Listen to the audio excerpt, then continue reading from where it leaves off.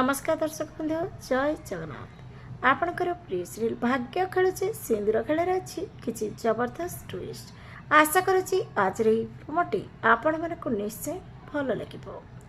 दर्शक बंधु एपटे लिपिकार सांग लिपिका को कहब कथा होइने माने या नुहे जे तू केबे कथा होई पारबुनु तते आई सहित कथा पर अछि तो फोन दे मो कथा करूची।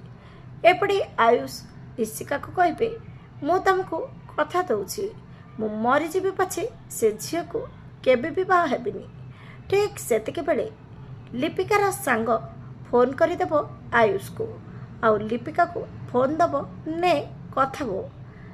एपटे आयुष लिपिकार फोन देखी रागी जिबे हेले दर्शक बंधु आपण को आज प्रोमो देखी केमिति लागला कमेंट माध्यम रे जनातु। आग को कौन नुआ ट्विस्ट आसीबो देखिबा पई जमार भूलबेनी। आज राति 8 टारे आपणकर प्रिय सीरियल भाग्य खेलुची सिंदूर खेल।